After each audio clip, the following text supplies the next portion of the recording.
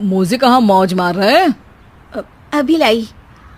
पूर्णिमा प्रकाश को मोजे लाकर दे देती है। अरे मेरी फाइल कहाँ है? मैं लेट हो रहा हूँ। रुकिए, अभी लाई। फाइल भी आ जाती है। अरे वो टिफिन तो ला दो, कितना लेट करवाओगी? एक तो सामान इधर उधर पटक देते हो, मुझे ढूंढ के लाना पड़ता है, फिर मुझे कहते हो कि लेट हो रहा हूँ। अरे जल्दी जल्दी हाथ चलाओ ना। 8 हाथ नहीं है मेरे, 2 ही है। ऑक्टोपस दिख रही हूँ क्या? हाँ हाँ ठीक है, जाओ जल्दी से टिफिन लेकर आओ। 2 हाथ तो है ना, उन्हीं का ठीक से इस्तेमाल कर लोगी तो लेट नहीं होऊंगा मैं।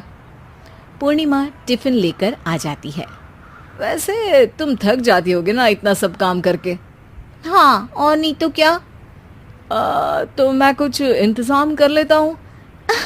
काम वाली लाओगे क्या? अरे नहीं नहीं, दूसरी शादी कर लूंगा। 2 पत्नी होंगी तो काम आसानी से हो जाएगा ना। क्या? अरे मजाक कर रहा था। प्रकाश तो मैं मजाक कर रहा था कहकर वहां से चला जाता है। लेकिन पूर्णिमा के मन से प्रकाश की 2 शादी वाली बात का दुख पूरे दिन नहीं जाता। शाम को प्रकाश ऑफिस से लेट वापस आता है। हाथ मुंह धोऊंगा, टॉवेल लगा देना, फिर खाना खाऊंगा, खाना भी लगा देना। देखो लेट मत करना। सब काम आराम से ही होंगे। आप भी तो लेट आए हो ना ऑफिस से। अरे यार, मैं काम कर रहा था ऑफिस में, तुम क्या कर रही हो? घर में जो खाना, साफ सफाई ये सब होता है ना, इसको भी काम ही कहते हैं वैसे। अरे ठीक है, मैं ही कुछ करता हूँ तुम्हारी मदद के लिए। ऑफिस से आकर मेरा हाथ बटाओगे घर के काम में? अरे नहीं, दूसरी शादी कर लूंगा ताकि सफाई तुम कर लो और खाना दूसरी बीवी बना ले। प्रकाश, तुम ना थोड़ा सोच समझ के बोला करो। अरे मजाक कर रहा था यार। प्रकाश और पूर्णिमा साथ में बैठकर खाना खा रहे होते हैं। प्रकाश अपनी धुन में खाना खा रहा होता है, जबकि पूर्णिमा इस बात को लेकर उदास है कि प्रकाश हमेशा कोई दुखी कर देने वाली बात ही बोल देता है और उसके बाद मजाक कर रहा था कह के खुद को बचा लेता है। रात को सोते वक्त पूर्णिमा ने सोच लिया था कि प्रकाश से इस बारे में बात करनी ही पड़ेगी। अगली सुबह भी प्रकाश ने ये लाओ वो लाओ का तांडव शुरू कर दिया। अरे काले वाले जूते कहाँ हैं? बेड के नीचे। अरे टिफिन तो लाओ जरा। ले आऊंगी, पर पहले कुछ बात करनी है। क्या बात करनी है तुमको? ये जो रोज दूसरी शादी करने की बात करते रहते हो ना आप, मेरा मन दुखी हो जाता है। मत बोलिए ना ऐसी बात। अरे पगली, पहले क्यों नहीं बताया? मैं इसका समाधान कर दूंगा। अब बोलना छोड़ दोगे ना? अरे नहीं, दूसरी शादी कर लूंगा ताकि उसको तो बोल पाऊं।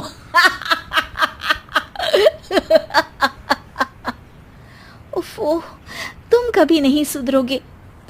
मजाक कर रहा था।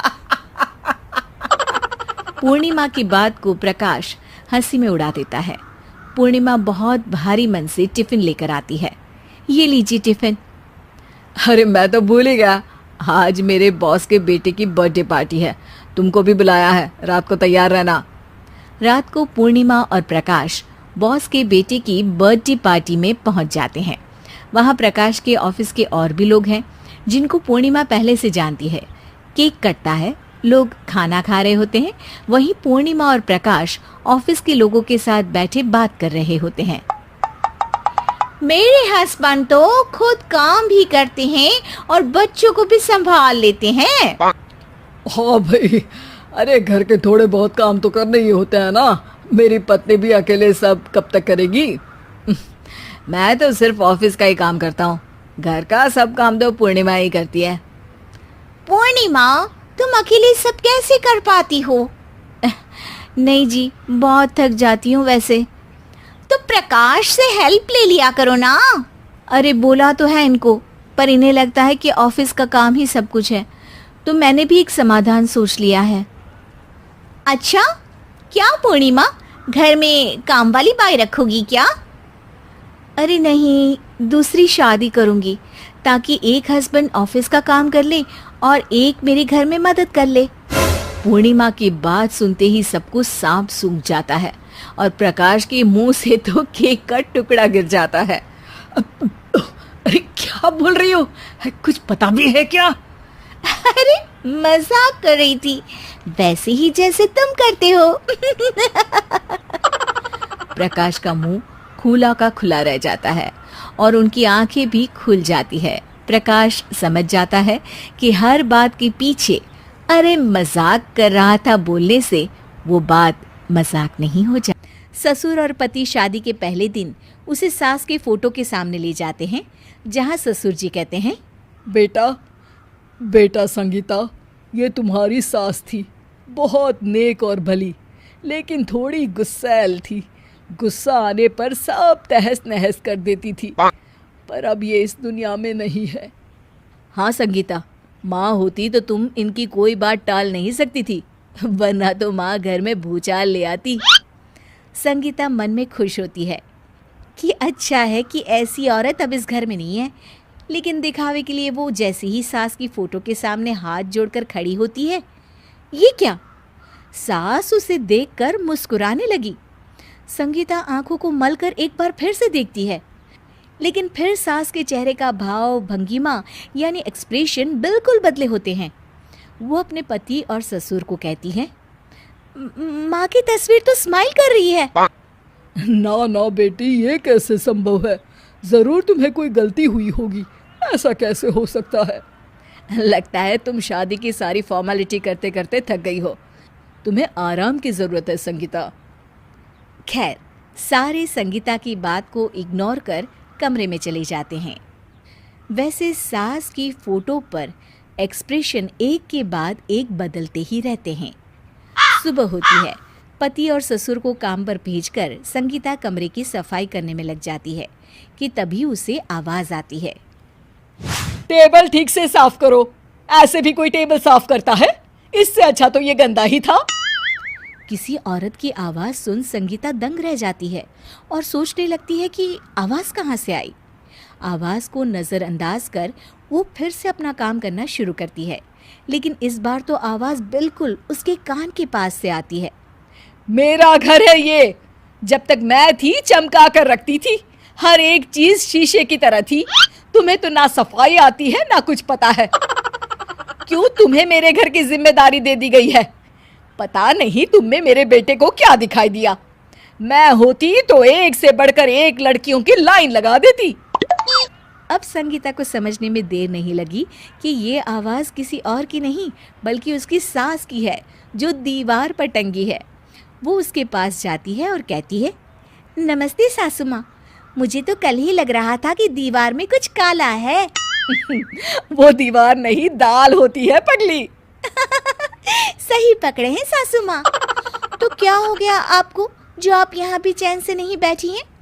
सुना मैंने आपका व्यवहार काफी गुस्से वाला था। चुप रह तू, ज्यादा बकर बकर ना कर। घर का काम करना तो आता नहीं, आई है मुझसे बहस करने। हाँ देखिए सासू माँ, मैं आपसे साफ साफ कह देती हूँ, मुझसे पंगा लेने की कोशिश मत करिएगा। तभी पीछे से संगीता का पति आता है। अरे संगीता, किससे बात कर रही हो? कौन है वहाँ? संगीता की सास की फोटो फिर से पहले जैसी हो जाती है। आपकी माँ से कह रही थी कि मुझे काम करना आता। अरे संगीता, माना सास के ताने हर बहू को अच्छे लगते हैं, लेकिन यहाँ तो माँ है ही नहीं, तुम तो फोटो से ही। तुम भी लाजवाब हो संगीता। किसी को विश्वास नहीं होता कि संगीता अपनी मरी हुई सास की फोटो से बात करती है। वहीं आए दिन संगीता की सास संगीता को किसी न किसी बात पर आते जाते ताने देती। संगीता को भी अब सास के तानों और उनसे बात करने की आदत हो गई। वो कभी खानदान की कहानी तो कभी तीज त्योहार कैसे मनाए या किसी व्यंजन की रेसिपी सास से ही पूछती। सारा दिन घर में अकेली संगीता की सास अब उसके लिए तानों के साथ पक्की साथी की तरह भी रहने लगी थी, जो किसी और को नहीं बल्कि संगीता को ही सुनाई देती। तो देखा आपने, सास बहू का रिश्ता हर रिश्ते से ऊपर होता है। एक चूहे से डर गई है। एक दिन प्रज्ञा अपने कमरे से बाहर निकल रही होती है और तभी शिवानी उसे पीछे से आकर डरा देती है। प्रज्ञा एकदम से उछल पड़ती है। दीदी, ऐसे भी कोई मजाक करता है क्या? अरे जरा अपनी शक्ल तो देख, एकदम बैंगन की तरह नीली पड़ गई है। अरे मेरी देवरानी इतनी बड़ी डरपोक है, मुझे तो पता ही नहीं था। आप ऐसे चौंकाओगे तो कोई भी डरेगा ना? अरे नाना, कोई बहाना अब काम नहीं आएगा। आज से ना तुम्हारा नाम है डरपोक प्रज्ञा। शिवानी प्रज्ञा का मजाक उड़ाकर चली जाती है। प्रज्ञा शिवानी की मजाक उड़ाने की आदत से परेशान हो जाती है। जब देखो मेरा मजाक उड़ाती रहती है। इनकी शिकायत तो मम्मी जी से करनी ही पड़ेगी मुझे। प्रज्ञा अपनी सास के पास जाती है और उन्हें सारी बात बताती है कि किस तरह उसकी जेठानी उसके डर का मजाक उड़ाती है। ओहो, तो बड़ी बहू को बड़ा घमंड है अपनी बहादुरी पर। कोई नहीं, अभी उसका घमंड तोड़ देते हैं। मेरे पास एक तरकीब है छोटी बहू, एक काम कर तू। प्रज्ञा की सास उसे अपनी जेठानी को डराने का प्लान बताती है। ये तो बहुत अच्छा आइडिया है मम्मी जी, क्या बात है। आइडिया सुनकर लग रहा है कि आप अपने बचपन में काफी शरारती रही होंगी मम्मी जी। अब आएगा मजा मेरी बहादुर जेठानी जी को। प्रज्ञा अपनी जेठानी को डराने का एक प्लान बनाती है। रात में वो शिवानी के पास जाती है और कहती है, दीदी मुझे ना बहुत डर लग रहा है। क्या हुआ मेरी डरपोक देवरानी? दीदी, मैं छत पर गई ना तो मुझे ऐसा लगा कि कोई वहां है। ऐसा लगा जैसे मुझे कोई वहां देख रहा था, जैसे कोई साया। अरे क्या बक रही हो, तेरा वहम होगा। नहीं नहीं दीदी, आप चलो ना प्लीज मेरे साथ, मुझे तो बहुत डर लग रहा है। मेरी एक साड़ी सूख रही थी, वही लानी है। प्लीज आप चलिए ना ऊपर मेरे साथ। ओफो, चल। प्रज्ञा शिवानी को बहाने से छत पर ले जाती है और वो उसके पीछे चल रही होती है। ले आ गए हम छत पर। कहाँ है भूत, दिखा, कहीं तो है नहीं। तभी प्रज्ञा चुपके से सीढ़ियों पर छुप जाती है और शिवानी छत पर अकेली रह जाती है। अरे प्रज्ञा, कहाँ चली गई? प्रज्ञा एकदम से सीढ़ियों का दरवाजा बंद कर देती है। अब शिवानी को डर लगने लगता है। मैं नीचे चली जाती हूँ। लगता है प्रज्ञा भी नीचे ही चली गई है। तभी उसके सामने एक खुले बाल सफेद साड़ी में औरत खड़ी होती है। शिवानी उस औरत को देखकर डर जाती है। हाल तू जलाल तू आई बला को टाल तू, हाल तू जलाल तू आई बला को टाल तू।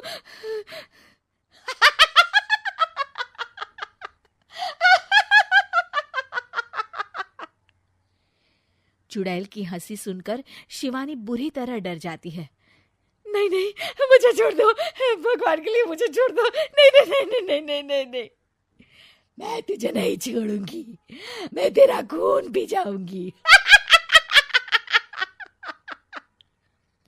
तभी चुड़ैल की हंसी उसकी सास की हंसी में बदल जाती है।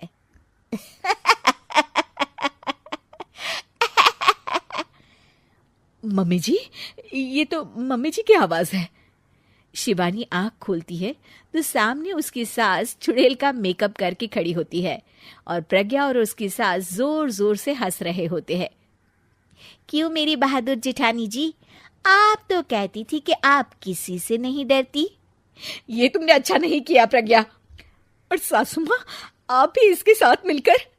और नहीं तो क्या बहू, तुम अब मेरी छोटी बहू का ऐसे मजाक बनाओगी तो मुझे तो चुड़ैल बनना ही पड़ेगा ना।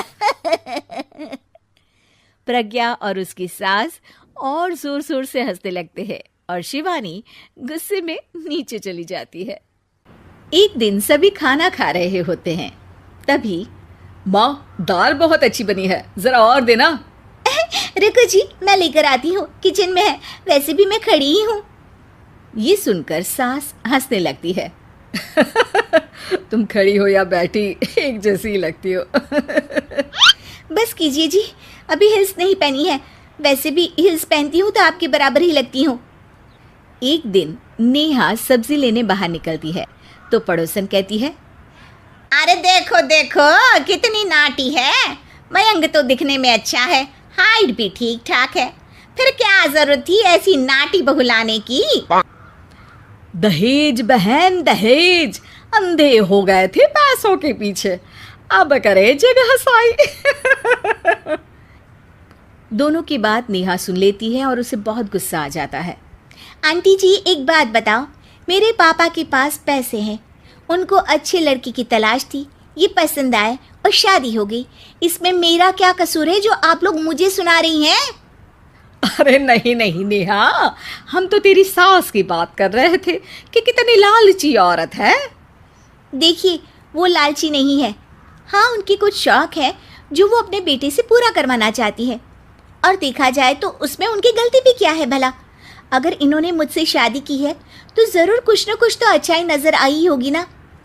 और अब ना तो मैं आपकी बहू हूँ और ना ही आपके रिश्तेदारों को मुझसे मिलना है, फिर ये बात समझ नहीं आई कि आप इतना परेशान क्यों हो रही हैं। ये बोलकर नेहा वहाँ से निकल जाती है।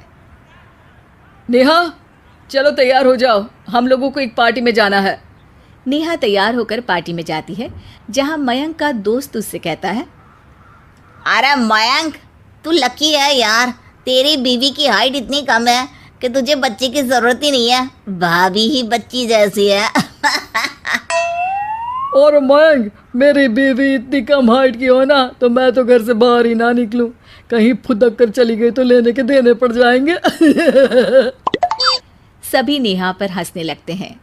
तभी पार्टी की जगह पर आग लग जाती है। अरे भागो यहाँ से, जल्दी करो, निकलो यहाँ से। अरे लेकिन बाहर के दरवाजे पर ही आग है, अब कैसे बाहर निकलेंगे, कोई रास्ता भी नहीं है। अरे रास्ता है ना, अगर कोई इस खिड़की से बाहर निकलकर अगर सामने के दरवाजे में आग को बुझा दे तो सब निकल सकते हैं। तभी नेहा उस छोटे से जरोखे से बाहर निकलकर आग को बुझा देती है। अरे वाह, भाभी जी ने तो आज हम सबको बचा लिया। वाह भाई वाह, बीवी हो तो ऐसी, अपने पति ही नहीं बल्कि यहाँ मौजूद सभी की जान बचा ली है इसने। भाई मयंक, माफ़ कर देना, तेरी बीवी तो सच में कमाल है। मुझे ये बात पता है और मुझे मेरी बीवी पर गर्व है। नेहा मुस्कुराकर अपने पति की तरफ देखती है। कुछ दिनों बाद जब नेहा और उसकी सास मार्केट जाती है, वहाँ पर, अरे भैया ये कपड़ा तो देना, कितने का पड़ेगा? माता जी ये तो बहुत महंगा कपड़ा है, लेकिन अब बस सिर्फ 2 मीटर ही बचा है, मेरे तो किसी काम का है नहीं ये टुकड़ा, तो आप 100 रुपया ही दे दीजिए। अरे भैया तो मैं क्या करूँगी इस टुकड़े का, लेकिन वैसे है बड़ा ही सुंदर। तभी नेहा बोल पड़ती है, इसमें तो मेरी पूरी ड्रेस बन जाएगी। ये कहकर वो कपड़ा ले लेती है। अगले दिन नेहा वो ड्रेस पहनकर सास के सामने आती है। अरे वाह नेहा, ये ड्रेस तो बहुत ही सुंदर लग रही है, बड़ी महंगी होगी ना? अरे कपड़ा तो मैंने ही पसंद किया था, बस पूरा नहीं था तो इसने ले लिया। सिर्फ 200 रुपये की ड्रेस है ये पूरी।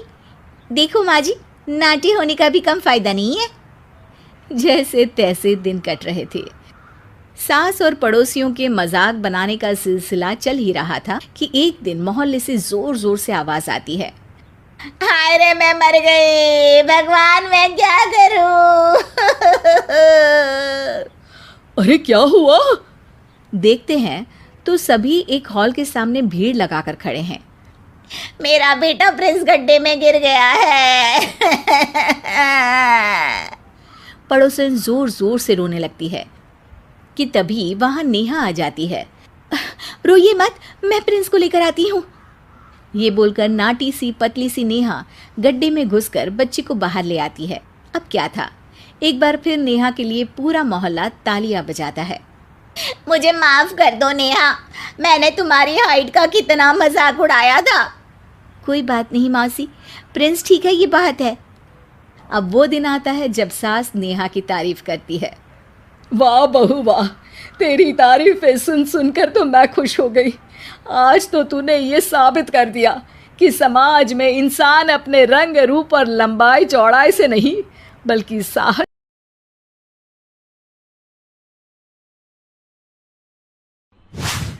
संदीप ने अपनी माँ के कहने पर गांव में शादी कर ली थी। लड़की का नाम था सुनीता। माँ का कहना था एकदम मॉडर्न बहू नहीं होनी चाहिए, लेकिन उन्हें नहीं पता था कि गांव से आने वाली बहू सुंदर सुशील तो होगी और उसको गांव से बाहर भी निकाल लाएंगे, लेकिन उसके अंदर का गांव कैसे बाहर निकलेगा। शादी के कुछ दिन बाद, माँ टिफिन तो देना जरा। बेटा अब तो स्कूल नहीं ऑफिस जाता है, माँ से नहीं अपनी बीवी से टिफिन मांगा कर। ओके माँ। सुनीता टिफिन ले आओ। एक किलो टिफिन, इसके अंदर पिस्ता डाल दिया है। पिस्ता? पिस्ता क्यों? सास जी ने बोला था ना कि आपको पिस्ता बहुत पसंद है। ओहो, मैंने पिस्ता नहीं पास्ता बोला था, पास्ता। पास्ता? कहीं होता है पास्ता? अरे बेटी तू रहने दे, मैं बना दूंगी। अच्छा किया कि पाव भाजी बनाने का नहीं बोला, वरना किसी के पाव बना देती है। सुनीता को बुरा लगता है, लेकिन उसकी नादान हरकतें कम नहीं होती। ऐसे ही एक दिन, अरे तुमने ये क्या लगाया है? अरे आप वो फूस फूस करके लगाते हैं ना, वही। डियो? का दियो? किसको दियो? अरे वही ना जिससे खुशबू आती है। हाँ हाँ सही पकड़े हैं। अच्छा लेकर तो आना। कौन सा डियो लगाया तुमने? अभी लेकर आते हैं जी। संदीप की बात मानकर सुनीता अंदर से खुशबू वाला फुसफुस लेकर आती है। OMG! OMG मतलब ओ माय गणेश ना। अरे OMG छोड़ो, और ये खुशबू वाला फुसफुस की बात कर रही थी तुम? हाँ इसी की, फिर से सही पकड़े हैं। अरे देवी, लेकिन आप सही नहीं पकड़े हैं, ये डियो नहीं है। डियो नहीं है तो क्या लियो है? अरे ये रूम फ्रेशनर है, जिसको कमरे में छिड़कते हैं, खुद पर नहीं। कोई बात नहीं, माँ कहती थी आत्मा किराएदार है, शरीर एक किराए का कर्म। हम शरीर पे ये डाल लिए तो क्या फर्क पड़ जाएगा। अरे बहू, ओ बहू, मेरे लिए फल तो ले आ, फिर मैं बाजार जाऊंगी। सुनीता अपनी सास के लिए फल लेकर आती है। अरे बेटा, पपीता, तरबूज और सेब फल ऐसे कैसे खा लूं? काट कर तो ले आ। माँ जी, मेरे गांव में तो खेत से उठा के सीधा खा लेते हैं। अरे ये तेरा गांव नहीं है ना। अरे संदीप, तू ही कुछ समझा देना इसको बेटा। मैं कैसे समझाऊं माँ, ये तो माइक्रोवेव को भी भट्टी बोलती है। कल मैंने बोला हाय कैसी हो, तो बोलती है किसी को हाय नहीं लगानी चाहिए। अरे सुनीता, तेरा क्या होगा? अभी तो कैसे बताऊं माँ जी, अभी हम कुछ करेंगे फिर पता चलेगा क्या होगा, लड़का या लड़की। हे भगवान, कहाँ से आ गई है? रामपुर से जी, आप ही तो लेकर आए थे मुझे। अरे मुझे माफ कर दो। पहले कोई गलती तो करिए जी, आपकी तो सारी गलती माफ कर देंगे हम। हाँ अरे बहू, मेरी बात सुन। फल यानी कि फ्रूट जब भी लाए ना तो काट कर लाना, ठीक है? जी ठीक है माँ जी, फल यानी फ्रूट यानी काट के लाऊंगी। सुनीता रोज ही कोई ऐसी हरकत कर देती जिसकी वजह से उसे घर में दो बातें सुननी पड़ती। एक दिन, माँ मेरे बॉस घर पर आने वाले हैं शाम को, उनका बर्थडे है, फैमिली साथ नहीं रहती उनके, तो यही पार्टी कर लेंगे। उनको अच्छा लगा तो शायद मेरा प्रमोशन भी हो जाएगा। मैं ना फ्रूट केक लाकर फ्रिज में रख दूंगी और तेरे साथ आज खाना मैं बनाऊंगी, ताकि जब साहब आए तो खाने में कोई गड़बड़ ना हो। शाम को जब सारी तैयारियां हो जाती है, संदीप के साथ बड़े साहब भी घर आते हैं। फ्रूट केक तो ले आना बहू, फिर खाना खाएंगे। अरे इस सब की क्या जरूरत थी, आपने बुलाया वही काफी है। सर, आपका परिवार शहर में नहीं है तो हम ही आपके परिवार जैसे हैं सर। इतने में ही सुनीता फ्रूट केक लेकर आती है और बड़े साहब की टेबल पर रख देती है, और जैसे ही केक के ऊपर का बॉक्स हटाती है, ओह, ये क्या है? केक तो कटा हुआ है, मैं तो ऐसा नहीं लाई थी। आप मुझे शाबाशी दे सकती है माँ जी, मैंने ही केक काट दिया। आपने कहा था ना, फल यानी फ्रूट यानी हमेशा काट के लाना। तो फ्रूट केक भी तो फ्रूट ही है ना, तो मैंने पहले ही काट लिया। हूँ ना मैं समझदार। अरे बहू, ये क्या किया? केक हमेशा वही काटता है जिसका जन्मदिन होता है। तुझे एक बात भी समझ नहीं आती, एक नंबर की बेवकूफ है। पूरा माहौल बिगड़ चुका था। संदीप को लगने लगा था कि साहब उसे प्रमोशन तो दूर की बात है, कहीं डिमोशन ना दे दे, लेकिन साहब बीच में ही बोल पड़ते हैं। अरे कोई बात नहीं, ये इनकी बेवकूफी नहीं है, इनका भोलापन है। बेटा आप कहाँ से हो? रामपुर गांव से। अरे वाह, गांव से? फिर तो आपके गांव में ताजे फल और सब्जियां मिलते होंगे। हाँ, सही पकड़े हैं। हम तो काटते भी नहीं, सीधा खा लेते हैं। मैं ना एक बार तुम्हारे गांव घूमने जरूर चलूंगा। क्यों संदीप, ले चलोगे ना? मुझे गांव घूमना बहुत पसंद है। बस फिर क्या था, संदीप और सास दोनों खुश हो गए, क्योंकि साहब को सुनीता ने गांव की बात करके खुश कर दिया था। अब संदीप का प्रमोशन पक्का था। शिक्षा, कभी भी किसी भी गलती पर घबराना नहीं चाहिए। हो सकता है कि उस गलती की वजह से आगे की तरह दूसरे शहर में पढ़ने जाना चाहता हूँ। उसके पिता एक शराबी इंसान थे। अरे बेटा, तू क्या करेगा शहर जाकर? अरे पढ़ाई करने के बाद किसी की ऑफिस में नौकरी है ना। अरे वो तुझसे ढेर सारा काम करवाएगा और बदले में 4 अठन्नी पकड़ा देगा। तो राजा है राजा, अपनी दुकान में बैठ बच्चा। पर पिताजी, ये गल्ला तोलना मुझे अच्छा नहीं लगता। अरे इसी गल्ले को तोल तोल कर तो मैंने तुझे पढ़ाया लिखाया, इस लायक बनाया, और आज तुझे ये गल्ला तोलना अच्छा नहीं लगता। ये बोलकर वो मोहन को एक जोर का थप्पड़ लगा देते हैं। मोहन को थप्पड़ से गुस्सा आ जाता है और वो घर छोड़कर चला जाता है। 1-2 दिन भूखा रहने के बाद मोहन को पिता की बात याद आती है। ऐसा कौन सा काम है जिसमें खुद के लिए मेहनत करना और ज्यादा से ज्यादा पैसा हो? वो सोच में पड़ जाता है कि तभी उसे घोड़ों की आवाज आती है। वो एक पेड़ के पीछे छुप जाता है और जहां देखता है कि डाकू कैसे एक चादर फैलाते हैं और उसमें ढेर सारे सोने के गहने डाल देते हैं। डाकुओं का सरदार बोलता है, चलो एक दिन मेहनत की, अब बाकी के महीने राजा बनकर गुजारेंगे।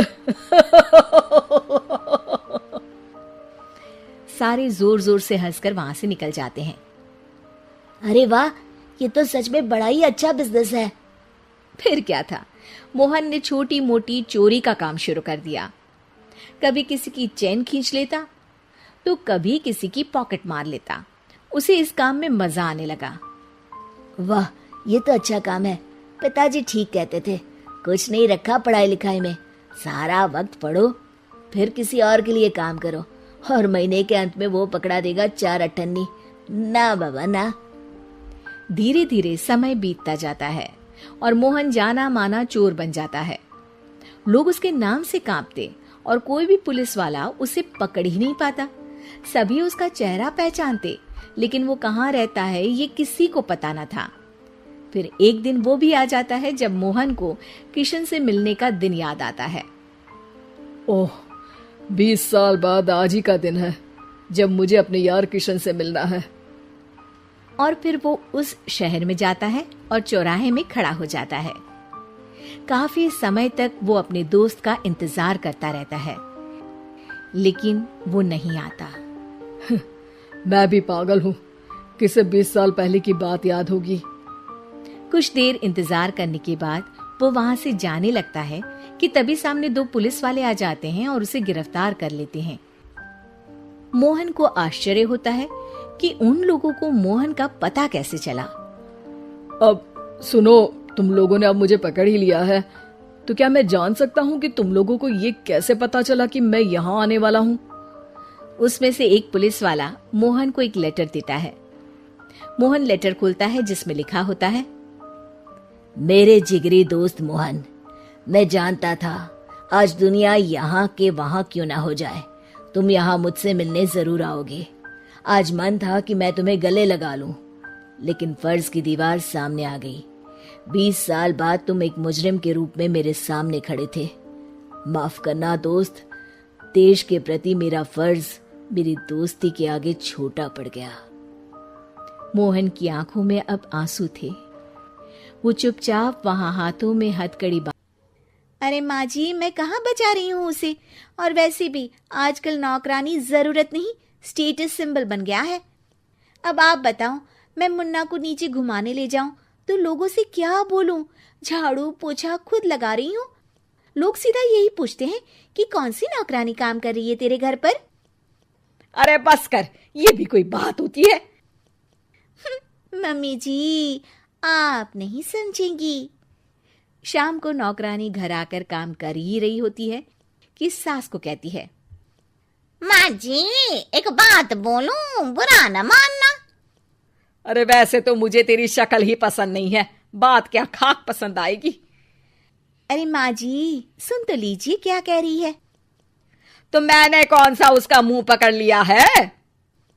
अरे माँ जी, वो लाल साड़ी पहनती हो ना पहना करो।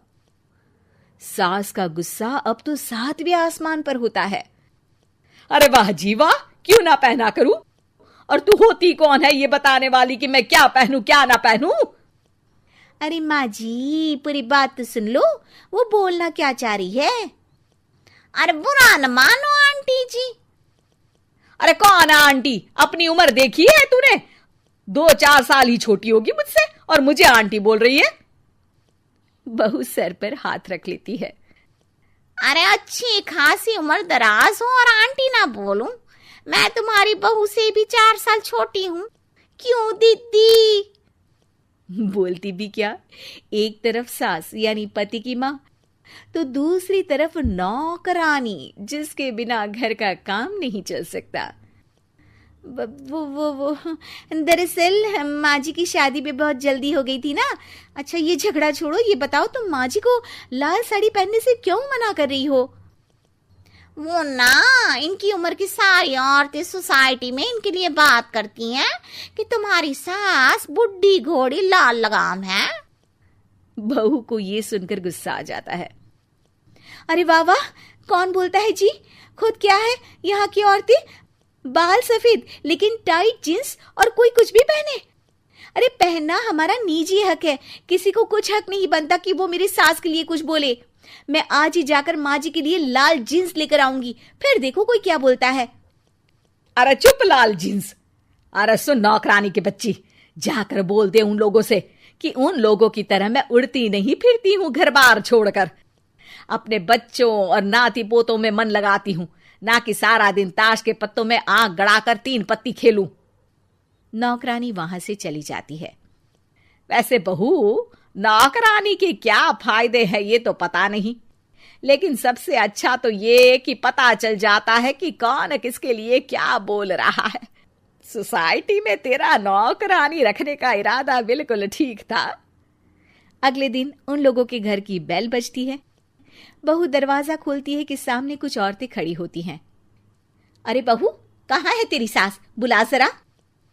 अरे बहन जी, आप सारी एक साथ, आइए आइए, कैसे आना हुआ? अरे 3 पत्ते खेलने आई हैं, क्यों खेलोगी? क्यों नहीं, क्यों नहीं, वैसे भी बड़े दिन हो गए, एंटरटेनमेंट हुआ नहीं। बहू, जा जाकर पकोड़े तो बना ला। अरे बस करिए, आगे कुछ पीछे कुछ। वैसे तो कहती हैं कि परिवार पर ध्यान देती हैं, हमारी तरह 3 पत्तियां नहीं खेलती। हमने कौन सा परिवार छोड़ दिया? सास सक पका जाती है। अब ये किसने कहा? मैं तो कहती हूँ कि मैं भी थोड़ा बाहर निकलूं। आपने ही तो कमला नौकरानी से ये सारी बात की थी। सास और बहू को अब सारी कहानी समझ आ जाती है कि सोसाइटी की औरतें क्यों भड़क रही हैं। माफ करिए आंटी, मैं छोटी हूँ, लेकिन फिर भी पहले तो आप लोगों ने माँ की लाल साड़ी का मजाक उड़ाया था ना। हाँ, उड़ाया था, लेकिन उससे पहले तो तुम लोगों ने हमारी जीन्स के बारे में बात की थी। अरे क्यों ना पहने हम जीन्स, तुम्हारे पैसों की थोड़ी ना है। सास और बहू सर पकड़कर बैठ जाती है। देखा बहू, ये खेल कर गई तेरी नौकरानी, यहाँ की बात वहां तो वहां की बात यहाँ। दोनों किसी तरह औरतों को समझा बुझाकर घर भेजती है और कसम खाती है कि नौकरानी को नौकरानी ही रहने। पति, पत्नी और नौकरानी। शीतल और अभिमन्यु की शादी को 5 साल हो चुके थे, लेकिन अभी तक उनका कोई बच्चा नहीं हुआ था। इसकी वजह से शीतल और अभिमन्यु परेशान रहते थे, लेकिन उन दोनों से ज्यादा परेशान थी शीतल की सास, यानी अभिमन्यु की माँ जानकी देवी। जानकी देवी चाहती थी कि जल्दी से जल्दी उनकी गोद में पोता या पोती आ जाए, और इसीलिए वो अपनी बहू शीतल को लेकर एक दिन हॉस्पिटल पहुंची। डॉक्टर मैडम, जरा ठीक से चेक करके बताइए ना, कई बड़े बड़े डॉक्टर को दिखाया है, लेकिन मेरी बहू माँ ही नहीं बन पाती। मैंने शीतल को बहुत अच्छे से चेकअप किया है।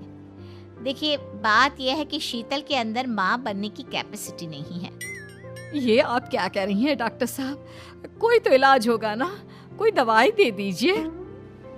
देखिए, कुछ प्रॉब्लम ऐसी होती है जिनका कोई ट्रीटमेंट नहीं होता। आई एम सॉरी टू से, लेकिन शीतल कभी माँ नहीं बन सकती, क्योंकि उसके यूट्रस में अंदर से ही कुछ प्रॉब्लम है।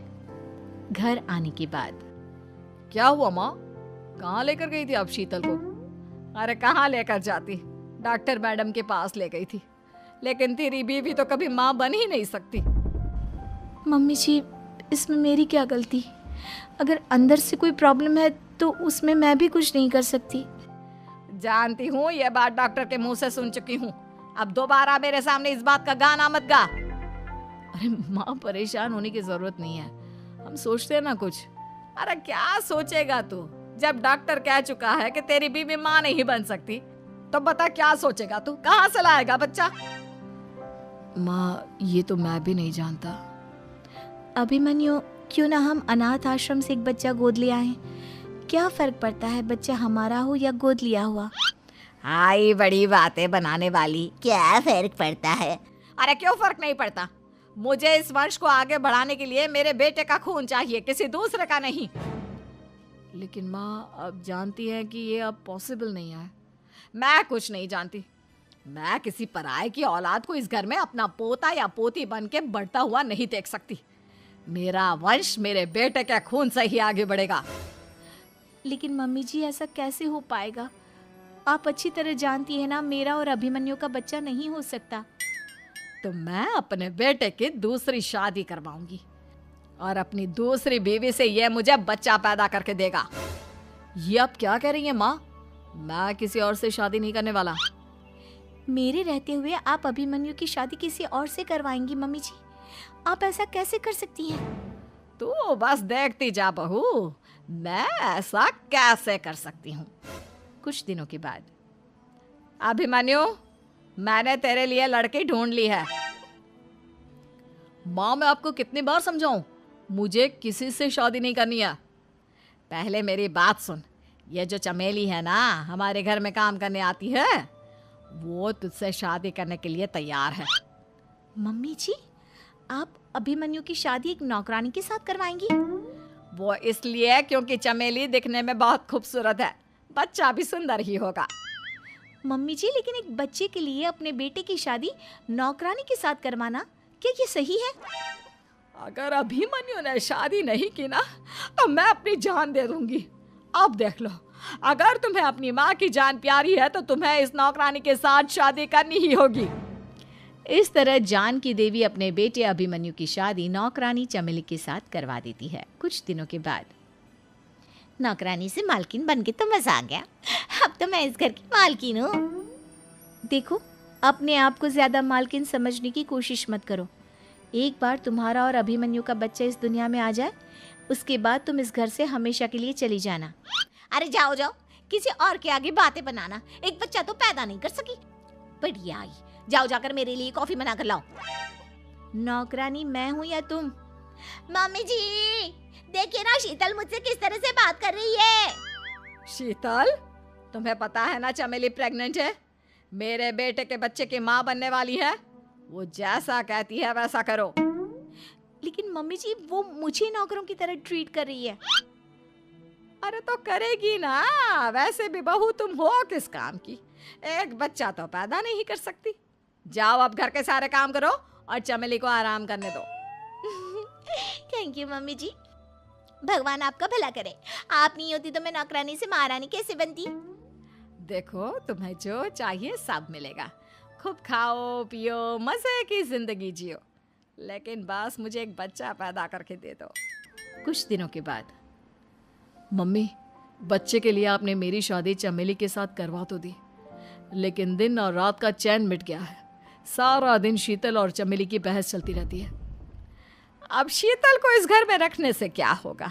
मैं तो कहती हूँ उसे घर से निकाल दो, है भी किस काम की। मैं ऐसा नहीं कर सकता माँ, वो मेरी पत्नी है, उससे बहुत प्यार करता हूँ मैं। तुम्हारी पत्नी चमेली है, चमेली, उससे प्यार करो। अरे तुम्हारे बच्चे को जन्म देने वाली है वो। अभिमन्यु, मैं खुद ही इस घर से चली जाती हूँ।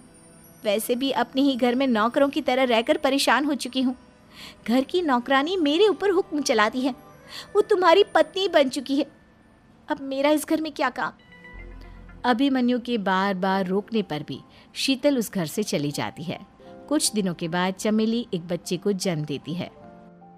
भगवान ने मेरी सुन ली, मेरे बेटे का घर भर गया, उसका अपना बच्चा इस दुनिया में आ गया।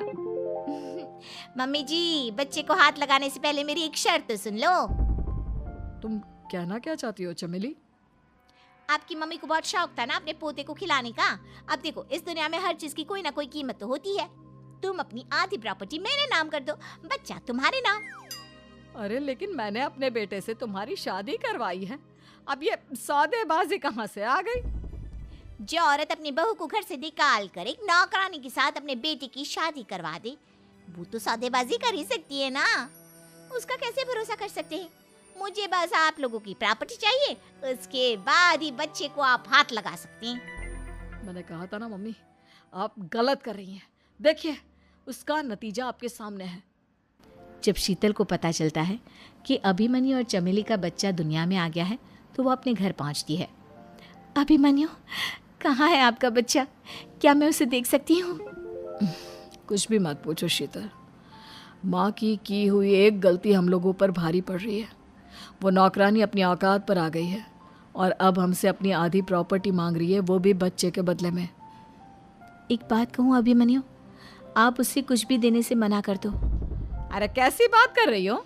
मेरे बेटे की औलाद है उसके पास, ऐसे कैसे मना कर दे? मम्मी जी, वो अभिमन्यु का बच्चा नहीं है, वो चमेली और उसके बॉयफ्रेंड का बच्चा है। ये तुम क्या कह रही हो शीतल? ये देखिए वीडियो, चमेली और उसका बॉयफ्रेंड आपस में बातें कर रहे हैं कि उन दोनों ने मिलकर आपको बेवकूफ़ बनाया है और अब इस बच्चे के बदले आपसे प्रॉपर्टी भी हड़प लेंगे। हे भगवान, ये मुझसे क्या हो गया? ना तो बच्चा मिला और अपने बेटे की नौकरानी के साथ शादी करवा दी सो अलग। अब क्या होगा? मुझे माफ़ कर दो शीतल, मेरी वजह से तुम्हें बहुत तकलीफ हुई है। अभिमन्यु, मैंने कहा ना, उस नौकरानी को उसके बच्चे सहित इस घर से बाहर निकाल दो। लगता है मेरे अभिमन्यु का बाप बनने का सपना अधूरा ही रह जाएगा। अभिमन्यु, अपनी मम्मी से कहो कि परेशान ना हो। आपको याद है, एक बार हम एक IVF सेंटर गए थे, मैंने फिर से वहाँ जाकर बात की थी और आपको पता है इस बार मैं प्रेग्नेंट हूँ, क्योंकि हमने वहाँ पर प्रोसीजर करवाया था जिसकी वजह से मैं प्रेग्नेंट हो गई थी। और इस बात का पता मुझे बस कुछ महीने पहले ही लगा है। हमारा बच्चा इस दुनिया में आने वाला है अभिमन्यु। मुझे माफ कर दो शीतल बहू, मुझसे बहुत बड़ी गलती हो गई। कोई बात नहीं माँ, लेकिन अब हमें उस धोखेबाज नौकरानी को इस घर से। मेरी बेटी के शौक क्या क्या है? अरे नहीं नहीं बहन, बस लड़की को देख लिया तो सब कुछ देख लिया।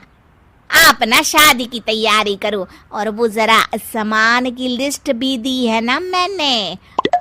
हाँ बहन जी, सारा सामान शादी से एक दिन पहले ही आपके दरवाजे आ जाएगा। मजा आ गया, मजा आ गया। अब तो बस आप शादी की तैयारी करो। प्रियंका के माता पिता के जाने के बाद कंचन का पति उससे कहता है, अरे भाग्यवान, तुम तो कुछ ज्यादा ही जल्दी दिखा रही थी शादी की। अरे बोलने तो देती, लड़की की माँ क्या बोलना चाह रही थी। अरे आप चुप रहिए जी, कुछ पता भी है आपको, बस मुफ्त में बोले जा रहे हैं। मेरी दोस्त शशि की बहू देखी, लंबी पतली और पढ़ी लिखी, हजारों में कमाई और संस्कारी भी। अरे पर जब वो मेरी बहू देखेगी तो जल भुन जाएगी। लेकिन तुम तो शादी ऋषि के लिए कर रही हो ना, या शशि के लिए? तुम्हारा लड़का कुछ कमाता भी नहीं है और शरीर भी भगवान की दुआ से फूलता ही जा रहा है। फिर बोले आप हैं? फिर बोले आप? मैंने कहा ना, प्रियंका जैसी जींस पहनकर अंग्रेजी झाड़ने वाली बहू किस्मत वालों को ही मिलती है। चुप रहिए आप। पति के लाख कहने पर भी कंचन ऋषि की शादी प्रियंका से करवा देती है। लेकिन प्रियंका जैसे ही घर में आती है वैसे ही जोर जोर से चिल्लाकर नाचने लगती है। आज मेरे यार की शादी है, आज मेरे यार की शादी है, अरे नाचो मां नाचो। आज मेरे यार की शादी है। कंचन, उसका पति और ऋषि ये देखकर हैरान रह जाते हैं। लग रहा है बहू को शादी की बड़ी खुशी है। हाँ हाँ, बहू क्यों नहीं, हम भी नाचेंगे। अरे नाचो नाचो जी, मुंह क्या देख रहे हो, चलो चलो नाचो, बहू कह रही है। कंचन ये कहकर प्रियंका के साथ नाचने लगती है। ऋषि और उसके पिता वहां से चले जाते हैं। अगले दिन कंचन अपनी सहेलियों को प्रियंका से मिलवाने के लिए घर बुलाती है, जहाँ शशि भी आती है। अरे शशि, कैसी हो? मैं ना तुम्हें प्रियंका से मिलवाती हूँ। अरे सच में बहुत ही एडवांस सोच की लड़की है, कितने मॉडर्न ख्यालात है उसके, पता है तुम्हें? अरे हाँ कंचन, जरूर। बच्चों की शादी अच्छी ही होनी चाहिए, और वैसे भी तुझे तो शुरू से ही ऊंचे ख्याल की बहू चाहिए थी। तभी कंचन की सहेली कहती है, अरे कंचन बुलाओ ना प्रियंका को, हम भी मिल ले। अरे बहू प्रियंका, जरा बाहर तो आना। कई बार आवाज देने के बाद भी प्रियंका बाहर नहीं आती है तो कंचन को बुरा लग जाता है। वो उसे लेकर बाहर आती है, लेकिन ये क्या, प्रियंका लड़खड़ाती हुई बाहर आती है और उसके हाथ में शराब की बोतल होती है। हालांकि शराब पीना स्वास्थ्य के लिए हानिकारक होता है और ये हमारी किडनी के लिए बहुत ही खतरनाक है, लेकिन कंचन की बहू प्रियंका पूरे नशे में होती है। अरे इतने सारे लोग। ये कहकर वो शशि के पास जाती है। आंटी जी, पत्ते खेलेंगी, पत्ते। अरे दूर हो, दूर हो, तुम्हारे मुंह से तो शराब की बदबू आ रही है। अरे कंचन, माना तुम्हें मॉडर्न बहू चाहिए, लेकिन आधुनिकता का मतलब ये तो नहीं ना। बुरा ना मानना कंचन, तुम्हें पता था कि तुम्हारे बेटे की कमाई और शरीर दोनों ही ठीक नहीं है, तो तुम्हें उसी हिसाब की लड़की से शादी करवानी चाहिए थी। ऐसा कहकर सभी औरतें वहां से चली जाती है। तभी प्रियंका की माँ कंचन के घर आती है। अरे बहन जी, बड़ी चालाक निकली आप तो। बिना बताए अपनी पियक्कड़ बेटी मेरे लायक बेटे के गले में बांध दी। आय हाय, बड़ी आई बिना बताए। उस दिन जब मैं ये बात बता रही थी तो तुम तो सुनने को भी तैयार नहीं थी। अब भुगतो तुम। ये कहकर वो वहां से वापस चली जाती है। सबके जाने के बाद कंचन अपना सर पकड़ लेती है। हाय रे, आधुनिकता की अंधी दाड़ में। रॉकी, रॉकी तो हमारे डॉग का नाम है। अगर ऐसा ही नाम रखना है तो शेरू रख लो। आप लोग कुछ भी बोल रहे हैं। अरे कुछ भी बोलना, रॉकी बोलने से तो बेहतर ही है ना। किरण और रवि को पहला बच्चा हुआ था। दोनों के ही परिवार वाले उस बच्चे का नाम रखने के लिए पूरा जोर लगा रहे थे। 3 महीनों से ये लड़ाई चल रही थी, मगर कोई भी एक ढंग का नाम नहीं रख पाए थे। किरण और रवि इस बात से बहुत परेशान थे, लेकिन परिवार के लोगों के सामने कुछ बोलते भी नहीं थे। दामाद जी पे गया है बेटा, उनका नाम रवि है तो इसका नाम शनि रख देते हैं। शनि देव रवि, यानी सूर्य के ही तो बेटे थे ना। अरे समधन जी, आपने अकल चोर बाजार में बेच दी है क्या? शनि कैसा नाम है? ऐसे तो आप आगे आने वाले बच्चों के नाम साढ़े साती और दैया रख देंगे। हैं? अरे जबान संभाल कर बात कीजिए। और आप भी जबान संभाल कर नाम बताइए। शनि नाम रखोगी तो कोई भी इस पर तेल डालकर चला जाएगा। किरण के सब्र का बांध टूट रहा था। बच्चे पे पहला हक उसकी माँ का होना चाहिए, है कि नहीं? नाम मुझे रखना था, लेकिन सब लोग मिलकर नाम रखना चाहते हैं। ऐसा लग रहा है कि सब लोग लूडो खेल रहे हैं। कौन पहले नाम रखेगा बच्चे का? बात तो सही कह रही हो तुम, लेकिन तुमने क्या नाम सोचा है किरण? टाइगर। अरे यार किरण, माना कि तुमको टाइगर श्रॉफ पसंद है, पर बच्चे का नाम थोड़ी ना रख देंगे। ऐसे तो मुझे मोगेम्बो पसंद है, तो क्या बच्चे का नाम मोगेम्बो रख दूंगा?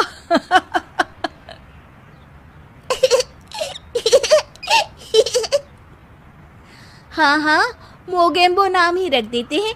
देखो तो, सुन के मोगेम्बो खुश भी हो गया। अरे मजाक छोड़ो। देखो, मैं पंडित को बुला रहा हूँ, सबको इकट्ठा करके एक नाम डिसाइड कर लेंगे, ठीक है? पंडित जी घर आते हैं और उनके साथ सब बच्चे का नाम रखने के लिए इकट्ठा हो जाते हैं।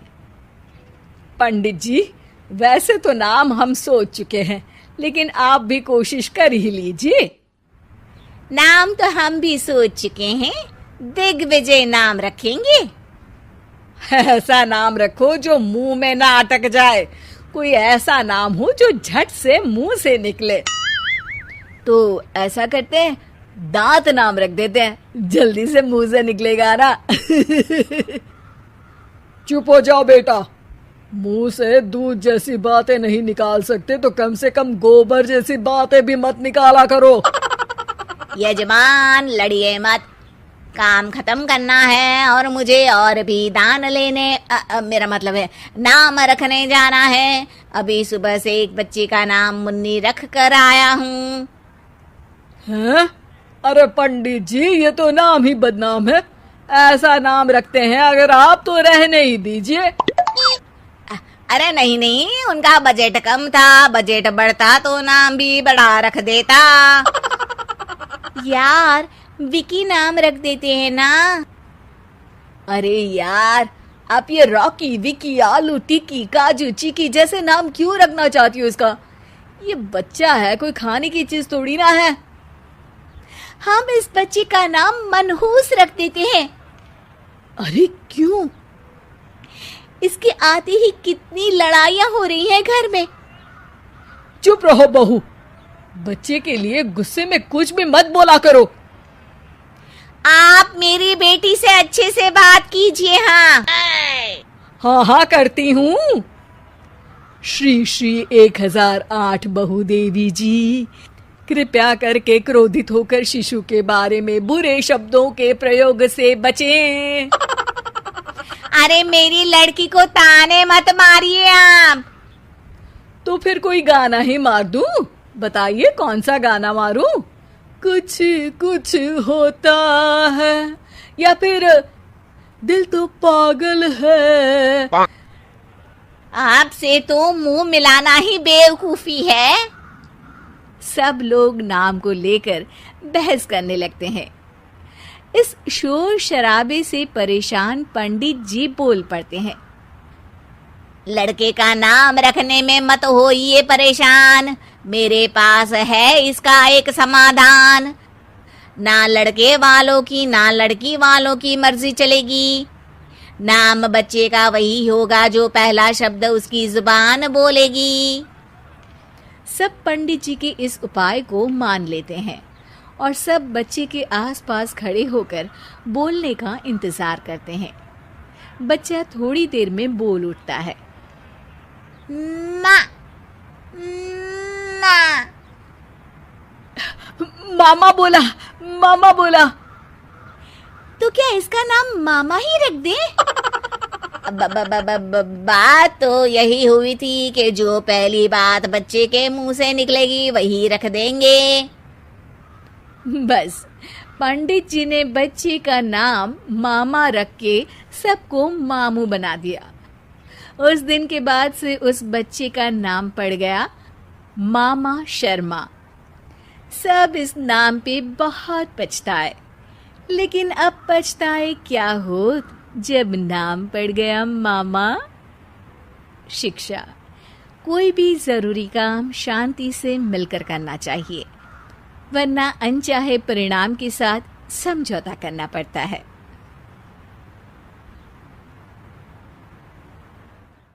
में 5 कार और 7 बाइक क्यों रखी है?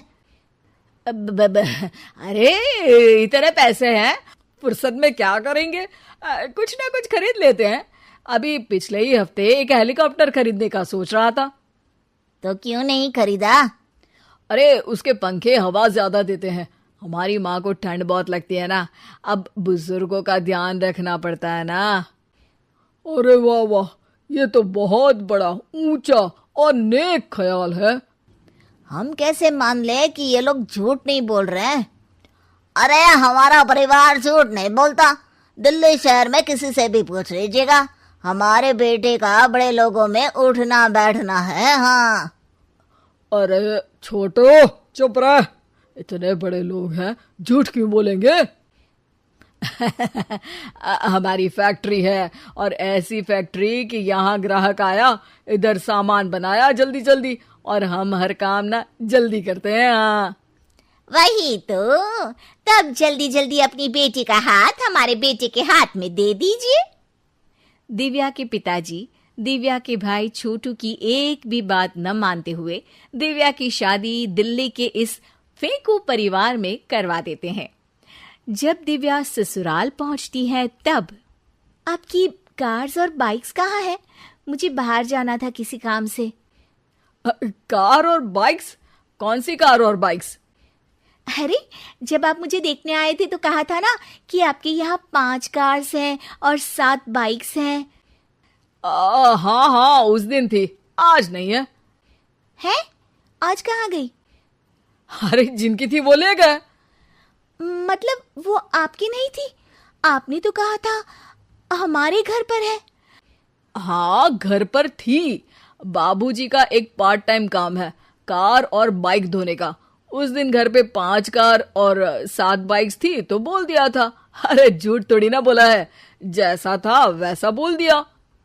और वो हेलीकॉप्टर खरीदने वाली बात, वो झूठ थी क्या? अरे बिल्कुल नहीं, शहर में एक नई कंपनी आई है पंखे की, जिसके पंखे बड़े हैं। कंपनी का नाम हेलीकॉप्टर रखा है। जब लेने गए तो हवा बहुत तेज फेंक रहा था, तो माँ ने बोला ठंडी लगेगी बेटा। वैसे भी दिल्ली में ठंड ज्यादा होती है ना। झूठ कहाँ बोला मैंने, जैसा था वैसा बोल दिया। हे भगवान! और वो फैक्ट्री वाली बात, इधर ग्राहक आया उधर सामान तैयार। अरे वो भी तो बिल्कुल सही है। मेरा ना पानी पूरी का ठेला है, इधर ग्राहक आता है उधर पानी पूरी बना देता हूँ। अरे झूठ कहाँ बोला, जैसा था वैसा बोल दिया। हे राम, मेरे तो कर्म फूट गए। आपने तो कहा था कि आप लोगों का बड़े लोगों में उठना बैठना है। अरे है तो, पहले मैं बहुत बड़े लोगों के यहाँ नौकर था। जब भी कोई गलती करता तो वो मुझसे उठक बैठक लगवा देते। हो गया ना बड़े लोगों में उठना बैठना। दिव्या अपने साथ हुए धोखे पर रोने लगती है और ठान लेती है कि वो ससुराल वालों को लाइन पर लाकर ही रहेगी और उनकी ये झूठ बोलने वाली आदत छुड़वा कर रहेगी। आप लोग खाने में क्या लेंगे? करेला खा लूंगा। अरे मुझे तो टिंडे खाने हैं। कद्दू खाऊंगा। अच्छी बात है, खाने के टेबल पर मिलते हैं। शाम को जब सब खाने के टेबल पर मिलते हैं तो सब देखते हैं कि टेबल पर प्लेट्स में एक पूरा और कच्चा कद्दू रखा है, कच्चा करेला रखा है और कच्चे टिंडे भी रखे हैं। बहू, ये सब क्या है? ससुर जी के लिए करेले, आपके लिए टिंडे और श्रवण जी के लिए कद्दू। अरे वो तो दिख रहा है, लेकिन ये पकाया क्यों नहीं है? आप लोगों ने पकाने को तो नहीं कहा था, बस मैंने पूछा था क्या खाएंगे, तो आपने ये कहा था कि करेले, टिंडे और कद्दू खाने वाले हैं। ये क्या मजाक है दिव्या, तुम झूठ बोल रही हो। अरे मजाक कहा है, आपने कहा कद्दू खाएंगे तो खाइए, ऐसे थोड़ी ना कहा था कि पका हुआ खाएंगे। और वो आप क्या कहते हैं, जैसा था वैसा बोल दिया। झूठ कहाँ बोला मैंने? दिव्या की बात सुनकर समझकर सब शर्मिंदा हो जाते हैं और उन्हें अपने किए और झूठ बोलने की आदत पर पछतावा होता है। दिव्या समझदारी दिखाते हुए उन्हें सच के रास्ते पर चलने और किसी से मजाक में भी झूठ ना बोलने की सीख देती है और उनके काम में मदद करके उनके काम को और बड़ा बनाने में